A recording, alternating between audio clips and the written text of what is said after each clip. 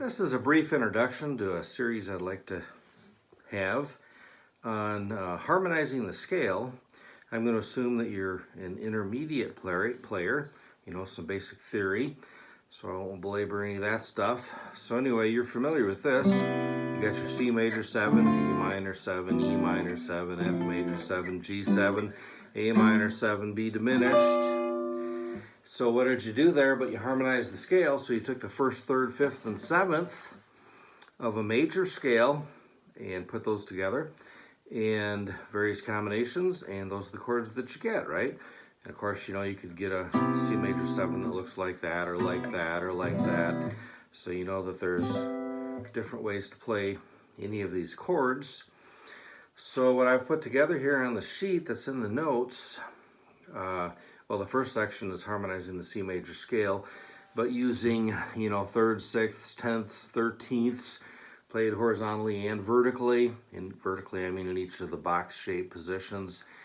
And then I did, you know, seventh chord arpeggios and triad inversions to the 4-7-1 progression, and then stacked fourths. So I just said I was stacking thirds, right? First, second, third, fourth, fifth, sixth, seventh, C, E, G, B. Okay, but what if you stacked fourths, you know? So you get like a 6/9 chord. And I had, what else did I have? Triads. That was a little torture chamber. Well, another one, seventh chords, but you have to make C or B as the lowest note, then you have to make E or F as the lowest note, and you have to do it on a string 6-5-4-3, then 5-4-3-2, then 5-3-2-1, then 4-3-2-1. So the purpose there is just to make you think the neck in developing these chords. And then I have ninth chords that you did in these different positions. So that's the first half of the sheet, that one-page sheet that would really just have you learn the neck so that you're, you know, playing, nothing too fancy there.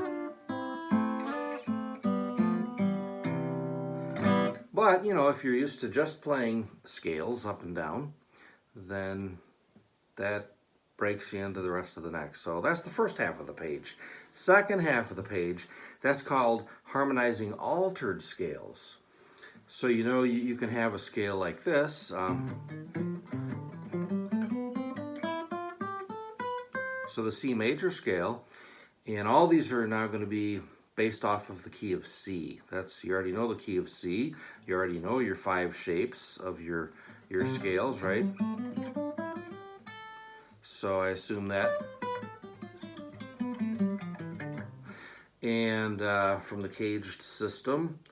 But anyway, you use those to improvise, but what if you altered them? Now you know that you can alter them in the sense that you do modes. So let's see here. I guess I don't have a pick around, but that's fine. So if you're Ionian mode,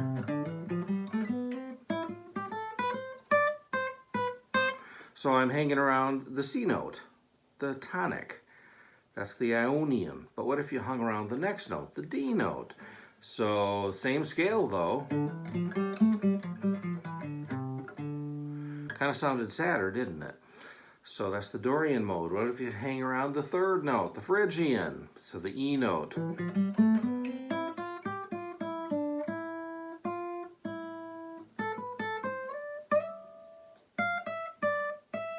Has a different feel to it, doesn't it? So you could do the same thing with the, you know, the Lydian, the fourth note, hang around the F. What if you hang around start, begin, touchstone in the middle, you know, the G note, Mixolydian that you get. What if you did that for, you know, the sixth note? What if you did that? So that's the A note.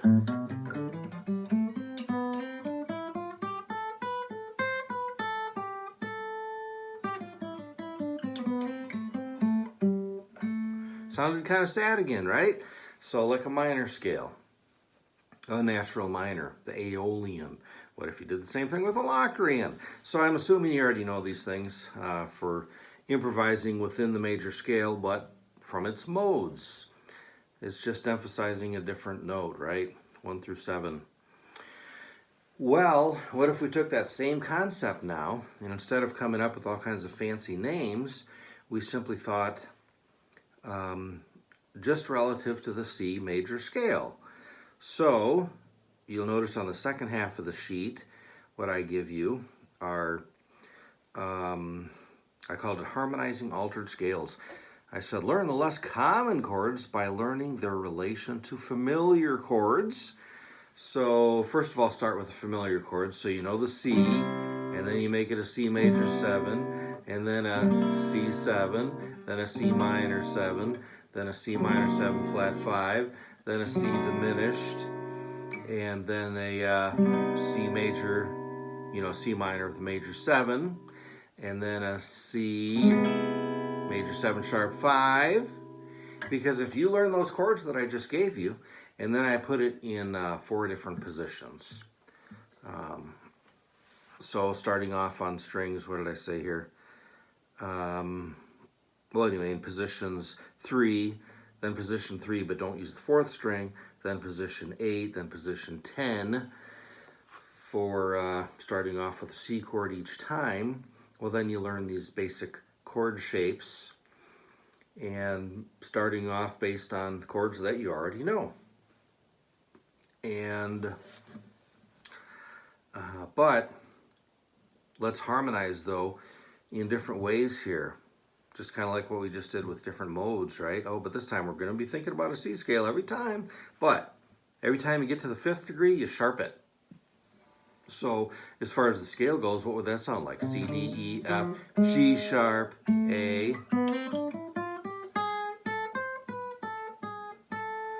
So again, it sounds like a minor scale, like a harmonic minor. And now what if you harmonize those chords though? Well, then what do you get? So and again, we're going to harmonize it with C, D, E, F, G, A, B, going right up the neck here, and up and down for each, starting off in each of these 4 different positions I listed on this page. You'll have to reference this page and print it out. You probably literally, I would think, well, at least for me anyway, be working on this page for a year, right? But I think it's a great way to break out of improvising just in the scales that you already know, but based on the scales that you do know. So, and then but then not just the single note stuff, but doing this with the chords so that it really develops your chord vocabulary, but in a musical way. That's why I'm doing this. So, if you do this, well, I know that I'm starting with a, C, E, G, got to be sharped, and a B. So there's that. And then what would the next chord be? That would be a D minor. It's not changed. Now am I going to do an E minor? No. E minor 7? No. E7. Why? Because that G's got to be sharped. E, G sharp, so it's not a minor. So then you end up with an E7 chord. The F major 7, that's true to the key of C, right? But then we've got to go up to a G sharp note, so GBD, and that makes it a diminished chord.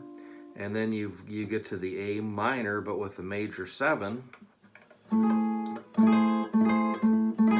then, well, this guitar's kind of got me locked in here, so I'm going to go back down to the last chord. Then will be a B minor 7, flat 5. That's what that's forced to be. Why is it forced to be that? Well, let's see. B, C, D, makes it a B minor, right? B, D, F, not F sharp, so that'd be like a flat 5, right? B, D, F, and A. So that turns that into a minor 7 flat 5. So let's look at those again. You've got your C major 7, but the 5 is sharped. D minor 7. E's forced to be an E7, not an E minor 7. F major 7, same thing like the key of C. It's got to be a G sharp because we're sharpening all the G's, right? So we got the G sharp and then the BDF. So that turns that into a G sharp diminished. And then the A, now it's not an A minor, it's an A minor with a major 7. Why? A, B, C, D, E, F, G. G is the 7th note of A, right? But it's got to be sharped. So that made that a major 7 chord. Okay, so we do the same thing then with these other scales. And they're all going to have very different feels to them and sounds to them. So you've got your flat all your thirds. So, you know, so then instead you had a C major 7 normally, right? But now you got to flat the third. So you got a C minor with a major 7. So in this scale, flat all the E's, right? And then the D minor 7 doesn't change. And then you get an E flat major 7 with a sharp 5 because you had to flat that E note. And then you get an F7, and then you get a G7, and an A minor 7 with a flat 5, and then a B flat minor 7, or B flat minor with a major 7. So once you learn, you know, those basic chords that might be unfamiliar to you, that is like the major 7 sharp 5, probably know the minor 7 flat 5, right? Probably know the diminished, you know the minor 7, you know the 7, you know the major 7. So once you learn those basic chords, then you know all the chords for all these other scales. So the next scale I gave you was what if you flat all the 9s and the 7s? So in other words, you flat all the D's and flat all the B's. Then what do you get?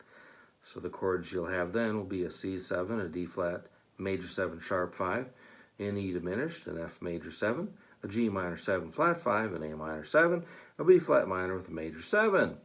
Okay, then play a scale, but and harmonize that one. Where you're going to flat the 9, flat the 3, flat the 7.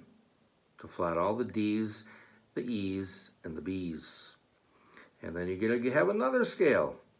But you're going to flat all the 9s, the 3s, the 5s, the 7s. And of course there's all kinds of other permutations you could do, but I happen to just choose these 5 because I really like the sounds of them and because they weren't redundant.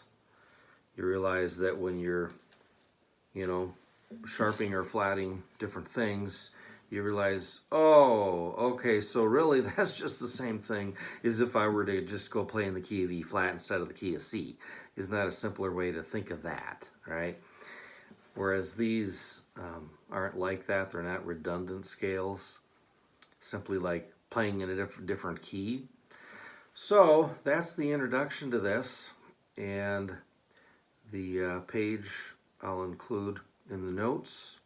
Hope you enjoy it.